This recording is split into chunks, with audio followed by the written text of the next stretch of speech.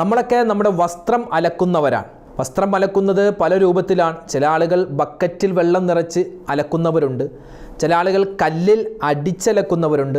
ഭൂരിഭാഗം ആളുകളും അലക്കുന്നത് ഇന്നത്തെ കാലത്ത് വാഷിംഗ് മെഷീനിൽ എല്ലാ വസ്ത്രവും ഇട്ടിട്ടാണ്. അതിൽ ആണിൻ്റെ വസ്ത്രം, പെണ്ണിൻ്റെ വസ്ത്രം, എല്ലാവരുടെയും വസ്ത്രം ഉണ്ടാകും. അങ്ങനെ അലക്കുന്നതിൽ കുഴപ്പമൊന്നുമില്ല. പക്ഷെ ഒരു കുഴപ്പം അതിൻ്റെ ഇടയിൽ കടന്നു വരാൻ വലിയ സാധ്യതയുണ്ട്. എന്താണ്? വാഷിംഗ് മെഷീനിൽ അലക്കുമ്പോൾ ഒരു മുഅ്മിൻ, ഒരു മുസ്ലിം ശ്രദ്ധിക്കേണ്ട പ്രധാനപ്പെട്ട ഒരു കാര്യമുണ്ട്. ആ കാര്യം ശ്രദ്ധിച്ചില്ലെങ്കിൽ അവൻ്റെ നിസ്കാരം തന്നെ ബാത്തിലാകും. ഏതാണ് ആ പ്രധാനപ്പെട്ട കാര്യമെന്ന് വിശദമായി നമുക്കിതിലൂടെ കേൾക്കാം. നമ്മുടെയൊക്കെ വീട്ടിൽ ചെറിയ മക്കളുണ്ടാകും, അല്ലെങ്കിൽ പ്രായമായ വല്ലുപ്പയുണ്ടാകും, വല്ലുമ്മയൊക്കെ ഉണ്ടാകും. പലപ്പോഴും അവരൊക്കെ അറിയാതെ തറയിൽ മൂത്രമൊഴിച്ചു പോകുന്നവരാണ്. നമ്മുടെ മക്കളും അങ്ങനെ ഓടിച്ചാടി നടക്കുമ്പോൾ പലപ്പോഴും പല സ്ഥലത്തുമൊക്കെ മൂത്രമൊഴിച്ചു വിടാറുണ്ട്. അപ്പോൾ ആ സമയത്ത് ആ ഒരു നജസ് വൃത്തിയാക്കുന്നതിൽ പല അബദ്ധങ്ങളും നമ്മുടെ ഉമ്മമാരും നമ്മുടെ ഉപ്പമാരും സഹോദരിമാരും സഹോദരങ്ങളും ചെയ്യാറുണ്ട്. നമ്മുടെ തറയിൽ നജസ് വീണാൽ എങ്ങനെയാണ് കൃത്യമായി ശുദ്ധിയാക്കേണ്ടത്, വിശാലമായി പറയുന്ന ആ കാര്യം ഈ വീഡിയോയിലൂടെ നമുക്ക് കേൾക്കാം. വീട്ടിൽ ഭൂരിഭാഗം ജോലികളും ചെയ്യുന്നത് ഉമ്മമാരാണ്. നമ്മൾ എന്ത് ജോലി ചെയ്യുമ്പോഴും ഒരു ദിക്ർ പറഞ്ഞിട്ടാണ്, ഒരു തസ്ബീഹ് കൊണ്ടാണ് നമ്മൾ ആ ജോലി തുടങ്ങുന്നതെങ്കിൽ അത് വേഗത്തിൽ പൂർത്തിയാക്കാൻ അള്ളാഹുവിൻ്റെ വലിയ സഹായമുണ്ടാകുമെന്നാണ് മഹാന്മാരെ പഠിപ്പിക്കുന്നു. ആ ഒരു ദിക്ർ മറ്റൊന്നുമല്ല. ചില സഹോദരിമാർ ചോദിക്കുന്ന ഒരു സംശയമാണ്, വാഷിംഗ് മെഷീനിൽ എല്ലാ വസ്ത്രങ്ങളും ഇട്ട് അലക്കുമ്പോൾ ഞങ്ങളുടെ ഈ മെൻസസ് കാലത്ത് ഞങ്ങൾ ധരിച്ചിരുന്ന വസ്ത്രമൊക്കെ ഇട്ട് അലക്കാൻ പറ്റുമോ? അങ്ങനെ അലക്കിയാൽ എന്തെങ്കിലും പ്രശ്നമുണ്ടോ? അത് നജസ് മറ്റുള്ള വസ്ത്രങ്ങളിലേക്ക് പകരുമോ? അങ്ങനെ ഒരുപാട് സംശയങ്ങൾ. ആ സംശയങ്ങൾക്ക് എല്ലാത്തിനുമുള്ള മറുപടി ഇൻഷാ അല്ലാഹ് നമുക്കിതിലൂടെ പറയാം.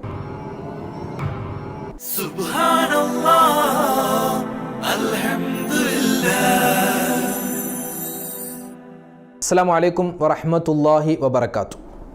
ബിസ്മില്ലാഹിർ റഹ്മാനിർ റഹീം. അൽഹംദുലില്ലാഹി വഖഫാ വസ്സലാമുൻ അലാ ഇബാദിഹില്ലദീന ഇസ്തഫാ അമ്മാ ബഅദ്. സ്നേഹബഹുമാനം നിറഞ്ഞ മുഅ്മിനീങ്ങളെ, ഇന്ന് നമ്മൾ പരിശോധിക്കുന്നത് നമ്മുടെ കുടുംബത്തിൽ ശ്രദ്ധിക്കേണ്ട ചില കാര്യങ്ങൾ. അത് വീട്ടിലെ ആണുങ്ങളും ശ്രദ്ധിക്കേണ്ടതുണ്ട്, പ്രത്യേകിച്ച് സ്ത്രീകളും ശ്രദ്ധിക്കേണ്ട ഒന്ന് രണ്ട് കാര്യങ്ങളാണ് നമ്മൾ ഉണർത്തുന്നത്. ആദ്യമായി പറയട്ടെ, മഹാനായ ഇമാം ഷാഫിഈ റഹ്മത്തുള്ളാഹി അലൈഹി അദ്ദേഹം പറയുന്നൊരു വാക്കുണ്ട്. എന്താ അദ്ദേഹം പറയുന്നത്? മൻ നളുഫ സൗബുഹു കല്ല ഹമ്മുഹു വമൻ ത്വാബ റീഹുഹു സാദ അഖ്ലുഹു.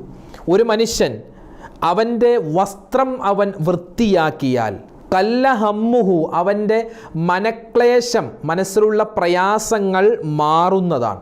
വമൻ ത്വാബ റീഹുഹു ആരെങ്കിലും സുഗന്ധം ഉപയോഗിച്ചാൽ, അതായത് അത്ര പുരട്ടിയാൽ അല്ലെങ്കിൽ സ്പ്രേ അടിച്ചാൽ, സുഗന്ധം എപ്പോഴും ശരീരത്തൊരു സുഗന്ധം നിലനിർത്തി കഴിഞ്ഞാൽ സാദ അഖ്ലു അവൻ്റെ ബുദ്ധി വർദ്ധിക്കുന്നതാണെന്ന് മഹാനായ ഇമാം ഷാഫിഈ തങ്ങൾ വ്യക്തമായി പറയുകയാണ്. ഇനി നമുക്ക് കടന്നു വരാം. ആദ്യം പറയുന്നത്, ഒരു മനുഷ്യൻ വസ്ത്രം വൃത്തിയാക്കിയാൽ, അതായത് വസ്ത്രം അലക്കിയാൽ എന്നാണ് ഇവിടുത്തെ ഉദ്ദേശം. വസ്ത്രം അലക്കി ശുദ്ധീകരിച്ച് എപ്പോഴും വൃത്തിയുള്ള ഒരു ശുദ്ധിയുള്ള നല്ല വസ്ത്രം ധരിച്ചു കഴിഞ്ഞാൽ അവൻ്റെ മനക്ലേശം മാറുന്നതാണ്. ഇനി എൻ്റെ ഉമ്മമാർക്കും എൻ്റെ ഉപ്പമാർക്കും ആദ്യം തന്നെ ഒരു ദിക്ർ പറഞ്ഞു തരാം. വീട്ടിൽ ഭൂരിഭാഗം ജോലികളും ചെയ്യുന്നത് ഉമ്മമാരാണ്. ചിലപ്പോൾ വസ്ത്രം അലക്കുന്നതാവട്ടെ, ആ അലക്കുന്നത് കല്ലിൽ അലക്കുന്നവരുണ്ട്, വാഷിംഗ് മെഷീനിൽ അലക്കുന്നവരുണ്ട്, മീൻ മുറിക്കുന്നവർ, പാത്രം കഴുകുന്നവർ, മറ്റ് വീട് തൂത്ത് വൃത്തിയാക്കുന്നവർ. അങ്ങനെ ജോലികൾ ഒരുപാട് കൂടുതലായും വീട്ടിൽ ചെയ്യുന്നത് സ്ത്രീകളാണ്. പുരുഷന്മാരും അതുമായി ബന്ധപ്പെട്ട് ജോലികളൊക്കെ ചെയ്യുന്നവരുണ്ടാവാം. നമ്മൾ എന്ത് ജോലി ചെയ്യുമ്പോഴും ഒരു ദിക്ർ പറഞ്ഞിട്ടാണ്, ഒരു തസ്ബീഹ് കൊണ്ടാണ് നമ്മൾ ആ ജോലി തുടങ്ങുന്നതെങ്കിൽ അത് വേഗത്തിൽ പൂർത്തിയാക്കാൻ അള്ളാഹുവിൻ്റെ വലിയ സഹായമുണ്ടാകുമെന്നാണ് മഹാന്മാരെ പഠിപ്പിക്കുന്നു. ആ ഒരു ദിക്ർ മറ്റൊന്നുമല്ല, നമുക്കൊക്കെ അറിയാവുന്നതാണ്. സുബ്ഹാനല്ലാഹി വൽഹംദുലില്ലാഹി വലാ ഇലാഹ ഇല്ലല്ലാഹു അല്ലാഹു അക്ബർ വലാ ഹൗല വലാ ഖുവത ഇല്ലാ ബില്ലാഹിൽ അലിയിൽ അലീം. നല്ല കാര്യം ചെയ്യുന്നതിന് തുടങ്ങുന്നതിന് മുമ്പ് ഈ ഒരു ദിക്ർ പറഞ്ഞിട്ടാണ് നമ്മളത് ചെയ്യുന്നതെങ്കിൽ ഇൻഷാ അല്ലാഹ് അതിൽ അള്ളാഹു വലിയ ബറക്കത്തും, അത് ചെയ്യുന്നത് കൊണ്ട് നമ്മുടെ ജീവിതത്തിൽ വലിയ ഐശ്വര്യവും വലിയ പ്രതിഫലവും അള്ളാഹു നൽകുന്നതാണ്. അപ്പോൾ ഏതാണ് ദിക്ർ? സുബ്ഹാനല്ലാഹി വൽഹംദുലില്ലാഹി വലാ ഇലാഹ ഇല്ലല്ലാഹു അല്ലാഹു അക്ബർ വലാ ഹൗല വലാ ഖുവത ഇല്ലാ ബില്ലാഹിൽ അലിയിൽ അലീം എന്ന ദിക്ർ മറന്നു പോകട്ടെ. ഇത് സാന്ദർഭികമായി ഓർമ്മപ്പെടുത്തി എന്ന് മാത്രം. പ്രത്യേകിച്ച് വീട്ടിൽ ഒരുപാട് ജോലികൾ ചെയ്തു വരുന്നത് ഉമ്മമാരായതുകൊണ്ട് അവരുടെ ആ ജോലികളിൽ എളുപ്പം കിട്ടുന്നതിന് വേണ്ടി, എല്ലാവിധ ഖൈറും ഉണ്ടാകുന്നതിന് വേണ്ടി ഈ ഒരു ദിക്ർ നമ്മൾ മനഃപ്പാഠമാക്കി വെക്കേണ്ടതാണ്. ഇനി നമ്മുടെ വിഷയത്തിലേക്ക് വരാം. ആദ്യമായി പറയട്ടെ, നമ്മൾ ആദ്യം ശ്രദ്ധിക്കേണ്ട ഒരു മസ്അല, നമ്മൾ അലക്കുന്നവരാണ്. എൻ്റെ ഉമ്മമാരെ, എൻ്റെ സഹോദരിമാരെ, ഉപ്പമാരിൽ പല ആളുകളും നമ്മുടെ വസ്ത്രം ശുദ്ധിയാക്കുന്നവരാണ്. അലക്കി അതൊക്കെ നല്ലതുപോലെ കഴുകി ഉണക്കിയിട്ട് തേച്ചെടുക്കുന്നവരാണ്. ഇവിടെ പലപ്പോഴും അലക്കുക എന്ന് പറയുമ്പോൾ അതൊരു വലിയൊരു ടാസ്ക് തന്നെയാണ്, വലിയൊരു പ്രയാസം പിടിച്ച പണിയാണ്. എന്ത്, വസ്ത്രമൊന്ന് അലക്കി ശുദ്ധിയാക്കി ഒന്ന് മടക്കി കിട്ടുക എന്നുള്ളത്. ഇവിടെ പണ്ടൊക്കെ ഉമ്മമാര് കല്ലിൽ ഇങ്ങനെ അടിച്ചടിച്ച് അലക്കുകയും കുളത്തിൽ കൊണ്ടുപോയി, അല്ലെങ്കിൽ പുഴയിലോ കുളത്തിലൊക്കെ കൊണ്ടുപോയി വിശാലമായിട്ട് കഴുകി ശുദ്ധിയാക്കിയെടുക്കുന്ന ഒരു പതിവ് പണ്ടുള്ള ആളുകൾക്കുണ്ടായിരുന്നു. ഇപ്പോഴും ചെയ്യുന്ന ആളുകളുണ്ടാവാം. എന്നാൽ ഇന്നത്തെ കാലത്ത് ആധുനികപരമായ ഒരുപാട് മാറ്റങ്ങളുണ്ടായി, ഒരുപാട് മെഷീനുകൾ വന്നു. ഒരുപാട് സൗകര്യങ്ങൾ അധികരിച്ചപ്പോൾ ഇന്ന് അലക്ക് കല്ലുകൾ വിസ്മൃതിയിലേക്ക് മാറി. ഇന്ന് അലക്ക് കല്ലുകൾ ഒരു ഷോയിന് വേണ്ടി മാത്രം, മറ്റുള്ളവരെ കാണിക്കാൻ വേണ്ടി മാത്രമുള്ള ഒരു വസ്തുവായി മാറി. ഇന്ന് ഭൂരിഭാഗം വീടുകൾ, എല്ലാ വീടുകളിലും തന്നെ 5 kg അല്ലെങ്കിൽ 15 kg 16 kg പല വെയ്റ്റുകളുള്ള വാഷിംഗ് മെഷീനുകൾ വരികയാണ്. വാഷിംഗ് മെഷീനുകൾ വന്നു. ഇന്ന് ഭൂരിഭാഗം ആളുകളും നമ്മുടെയൊക്കെ വീട്ടിലുള്ള എല്ലാവരുടെയും വസ്ത്രങ്ങൾ ഒന്നിച്ചിട്ട് അലക്കുന്നവരാണ്. അത് വാപ്പയുടെ മുണ്ടുണ്ടാകും, അതുപോലെ ഷർട്ടുണ്ടാകും, അതുപോലെ ഉമ്മ ഉപയോഗിക്കുന്ന നൈറ്റി ഉണ്ടാകും, മക്കൾ ഉപയോഗിക്കുന്ന പാൻറ് ഉണ്ടാകും, മക്കൾ ഉപയോഗിക്കുന്ന പാവാട ഉണ്ടാകും, ചുരിദാർ ഉണ്ടാകും. എല്ലാ വസ്ത്രവും ഒന്നിച്ചിട്ട് നമ്മൾ അലക്കുന്ന ഒരു സ്വഭാവമാണ് വാഷിംഗ് മെഷീനിലുള്ളത്. അല്ലാതെ വാപ്പയുടെ വസ്ത്രം മാത്രം ആദ്യം അലക്കട്ടെ, അത് കഴിഞ്ഞ് ഉമ്മയുടെ വസ്ത്രം അലക്കട്ടെ, അത് കഴിഞ്ഞ് ആൺകുട്ടിയുടെ അല്ലെങ്കിൽ പെൺകുട്ടിയുടെ, അങ്ങനെയൊന്നുമില്ല. എല്ലാവരുടെയും വസ്ത്രം, അത് ചിലപ്പോൾ വീട്ടിലുള്ള പുതപ്പുണ്ടാകും, തുകർത്തുണ്ടാകും, ചിലപ്പോൾ നമ്മൾ തറയെ തുടക്കുന്ന തുണി ഉണ്ടാകും. എല്ലാം കൂടി ഒന്നിച്ചിട്ടിങ്ങനെ കഴുകി ശുദ്ധിയാക്കി എടുക്കുന്ന ഒരു പ്രക്രിയയാണ് എന്തിൽ നടക്കുന്നത്, ഈ വാഷിംഗ് മെഷീനിൽ നടക്കുന്നത്. Washing machine അലക്കാമോ? ഖുർആനിലും ഹദീസിലും അതിനെതിരെ ഒന്നുമില്ല. അലക്കാമെന്നും പറയുന്നില്ല, അലക്കാൻ പാടില്ല എന്നും പറയുന്നില്ല. അതൊന്നുമല്ല നമ്മുടെ വിഷയം. വാഷിംഗ് മെഷീനിൽ നമ്മുടെ തുണികളിട്ട് അലക്കാം, അതിന് യാതൊരു പ്രശ്നവുമില്ല, ആരും ഒന്നും എതിര് പറയുന്നില്ല. പക്ഷേ ഇവിടെ ഇസ്ലാം ഇടപെടുന്ന ഒരു അവസരമുണ്ട്. വാഷിംഗ് മെഷീനിൽ അലക്കുമ്പോൾ പല ഉമ്മമാരും, കുറേ ഉമ്മമാരത് ശ്രദ്ധിക്കാറുണ്ട്, അലക്കുന്ന ഉപ്പമാരും അത് ശ്രദ്ധിക്കാറുണ്ട്. പക്ഷേ ഭൂരിഭാഗം ആളുകളും ശ്രദ്ധിക്കാതെ പോകുന്ന ഒരു അബദ്ധമുണ്ട്. ആ അബദ്ധം നമ്മളിങ്ങനെ ആവർത്തിക്കുകയാണെങ്കിൽ അത് നമ്മുടെ വസ്ത്രം നജസ് തന്നെയായി മാറി നമ്മൾ ആ വസ്ത്രമിട്ട് നിസ്കരിക്കുമ്പോൾ നമ്മുടെ നിസ്കാരം ശരിയാവാതെ വരുന്നു. എന്താണ് നമ്മൾ ശ്രദ്ധിക്കാതെ പോകുന്ന ആ അബദ്ധം? അതേതെന്നറിയോ? നമ്മുടെ വീട്ടിൽ ചെറിയ മക്കളുണ്ടാകും. അവർ ചിലപ്പോൾ നിക്കറിടും അല്ലെങ്കിൽ പാൻ്റ് ഇടും. പലപ്പോഴും നിക്കറിലും പാൻറ്റിലൊക്കെ മൂത്രമുണ്ടാകും. അല്ലെങ്കിൽ നമ്മുടെ മക്കൾ, ചെറിയ മക്കൾ അവിടെ ഇവിടെയൊക്കെ മൂത്രം ഒഴിച്ചിട്ട് നമ്മൾ അത് തുടച്ച തുണി ഉണ്ടാകും, തുകർത്തുണ്ടാകും.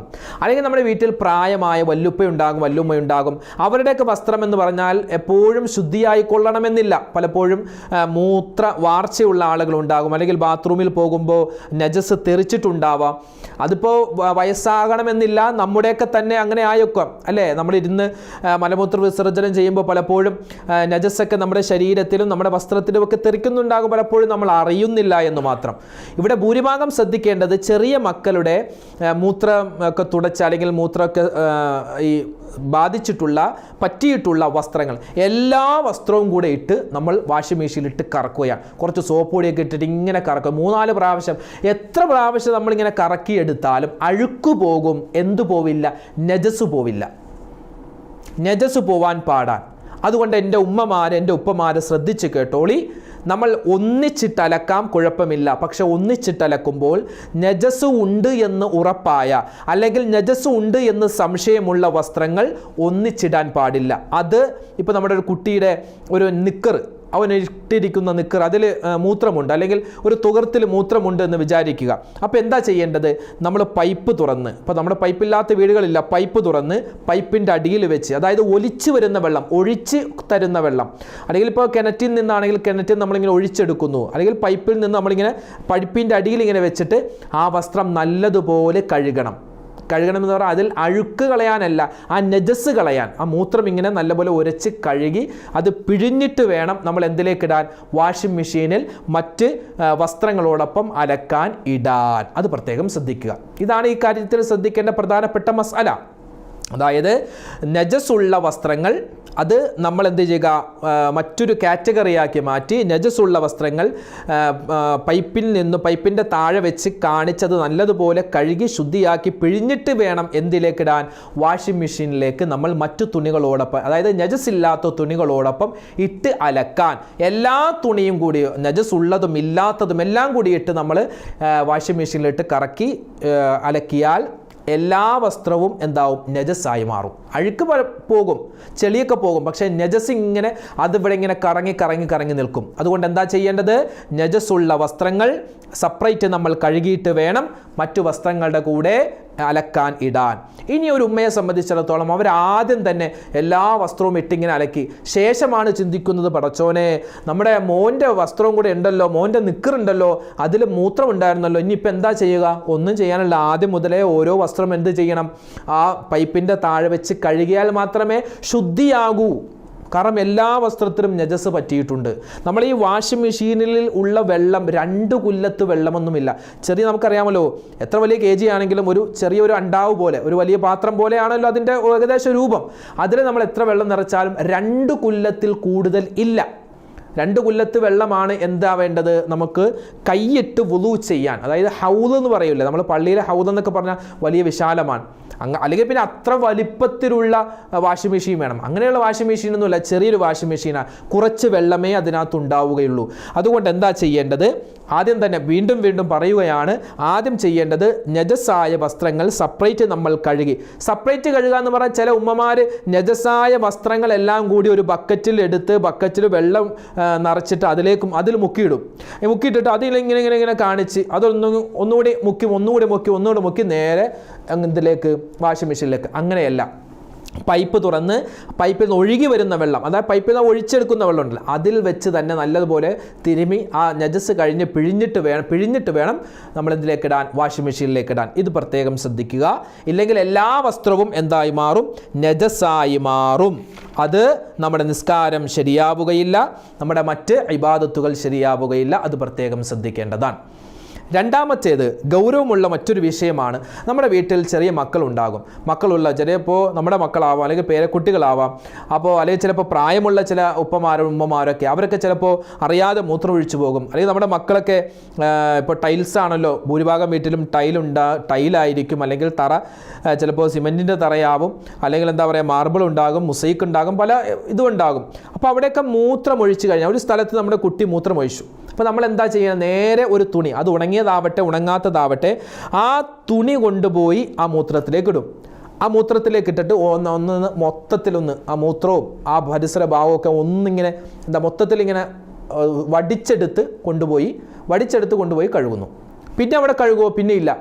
കാരണം അവിടെ ആ ചെറിയ മൂത്രം കിടന്ന സ്ഥലം നമ്മളൊരു തുണി വെച്ച് മൊത്തത്തിലാക്കിയിട്ട് പോയി എന്ന് മാത്രമേ വ്യത്യാസമുള്ളൂ. ആരെങ്കിലും അവിടെ വന്ന് ചവിട്ടി മറ്റൊരു സ്ഥലത്തേക്ക് പോയാൽ അവിടെയൊക്കെ നജസാണ്. ചിലപ്പോൾ വാപ്പ നിസ്കരിക്കാൻ വേണ്ടി പള്ളിയിലേക്ക് പോവുകയാണ്. എങ്ങനെ പോകുന്നു? വീട്ടിൽ തന്നെ വുളുവെടുത്തിട്ട് പോകുന്നു. അവിടെ ചവിട്ടിയിട്ടാണ് പോകുന്നതെങ്കിൽ ആ വാപ്പയുടെ കാലിൽ മൂത്രം പറ്റിയിട്ടുണ്ട്, നജസ് പറ്റിയിട്ടുണ്ട്. അതുകൊണ്ട് എൻ്റെ ഉമ്മമാർ പ്രത്യേകം ശ്രദ്ധിക്കേണ്ടത്, നമ്മുടെ തറയിൽ കുട്ടികളുടെ മൂത്രമോ അല്ലെങ്കിൽ എന്തെങ്കിലും നജസായ ഒരു വസ്തു വീണ് കഴിഞ്ഞാൽ നമ്മൾ എങ്ങനെയാണ് ശുദ്ധിയാക്കേണ്ടത്? ഇനി ആ ശുദ്ധീകരണം പറയുകയാണ്. ആദ്യത്തെ ശുദ്ധീകരണം അത് ശരിയല്ല. എങ്ങനെയാണ് ആദ്യത്തെ ശുദ്ധീകരണം? കുറച്ച് മൂത്രം സംഭവിച്ചാൽ ഒരു ഉണങ്ങിയ തുണിയോ നനഞ്ഞ തുണിയോ കൊണ്ടുവന്ന് അതിൻ്റെ മുകളിലിട്ട് ഇങ്ങനെ തുടച്ചെടുക്കുന്നു. അങ്ങനെയല്ല ചെയ്യേണ്ടത്. പിന്നെ ചില ആളുകൾ നനഞ്ഞ തുണിയാകും, ആ നനഞ്ഞ തുണി കൊണ്ടുവന്ന് മൂത്രത്തിലിട്ട് അതൊന്ന് മൊത്തത്തിൽ ഇങ്ങനെ തുടച്ചെടുത്തിട്ട് കൊണ്ടുപോകുന്നു. വീണ്ടും അത് കഴുകി ആ തുണി കഴുകിയിട്ട് വീണ്ടും കൊണ്ടുവന്ന് ഒന്ന് തുടച്ചെടുക്കുന്നു. അങ്ങനെയുമല്ല ചെയ്യേണ്ടത്. മൂത്രം അതുപോലുള്ള നജസായ വസ്തുക്കൾ നമ്മുടെ തറയിൽ വീണാൽ ശുദ്ധിയാക്കേണ്ടതിൻ്റെ കൃത്യമായ രൂപം മഹാന്മാർ പഠിപ്പിച്ചു നൽകുന്നു. എങ്ങനെയാണ്? ആദ്യം തന്നെ ഒരു തുണി കൊണ്ട്, അത് ഉണങ്ങിയ തുണിയാവട്ടെ നനഞ്ഞ തുണിയാവട്ടെ ഏതായാലും കുഴപ്പമില്ല, ആ തുണി കൊണ്ട് എന്ത് ചെയ്യണം? ആ നജസ് ഐൻ, അതായത് ആ മൂത്രം എന്ന ആ ഒരു എന്താ പറയുക വെള്ളം, ആ വെള്ളം മാത്രം ഒപ്പിയെടുക്കണം. അതിൻ്റെ പരിസരത്ത് കൊണ്ടുപോയി ഇങ്ങനെ മൊത്തത്തിൽ ഇങ്ങനെ തുടച്ചെടുക്കുകയല്ല വേണ്ടത്, മറിച്ച് ആ മൂത്രം മാത്രം നമ്മൾ ഒപ്പിയെടുക്കണം. ആ ഐൻ നജസ് അത് മാത്രം ഒപ്പിയെടുക്കുക. ആ തടി മാത്രം ഒപ്പിയെടുത്തതിന് ശേഷം ആ തുണി കൊണ്ടുപോയി കഴുകി ശുദ്ധിയാക്കുക. നല്ലപോലെ കഴുകിയിട്ട് പിഴിഞ്ഞെടുത്തിട്ട് കുറച്ച് വെള്ളം കൊണ്ടുവന്ന് വീണ്ടും അവിടെ തളിക്കുക. കുറച്ച് വെള്ളം കൊണ്ടുവന്ന് വീണ്ടും അവിടെ തളിച്ചതിന് ശേഷം ആ തുണി കൊണ്ട് മൊത്തത്തിലൊന്ന് തുടച്ചെടുക്കുക. അങ്ങനെ ചെയ്താലാണ് ആ പൂർണ്ണമായ നജസ് അവിടെ നിന്നും ശുദ്ധിയാവുകയുള്ളൂ. അപ്പോൾ ഈ കാര്യം പ്രത്യേകം ശ്രദ്ധിക്കേണ്ടതാണ്. പല ആളുകൾക്കും ഉണ്ടാകുന്ന ഒരു ചോദ്യമാണ്, ഒരു സംശയമാണ്, ഉസ്താദേ, ഈ മെൻസസ്സുകാരിയായ ആളുകൾ അവരുടെ വസ്ത്രം നമുക്ക് വാഷിംഗ് മെഷീനിൽ മറ്റുള്ളവരുടെ വസ്ത്രവുമായിട്ടിട്ട് അലക്കാൻ പറ്റുമോ എന്നും. നമുക്ക് അങ്ങനെ അലക്കുന്നതിൽ പ്രശ്നമൊന്നുമില്ല. ഇപ്പോൾ മെൻസസ്സുകാരെ സംബന്ധിച്ചിടത്തോളം ഇന്നത്തെ കാലത്ത് എല്ലാവരും ഭൂരിഭാഗം ആളുകളും ഉപയോഗിക്കുന്നത് പാഡുകളാണ്.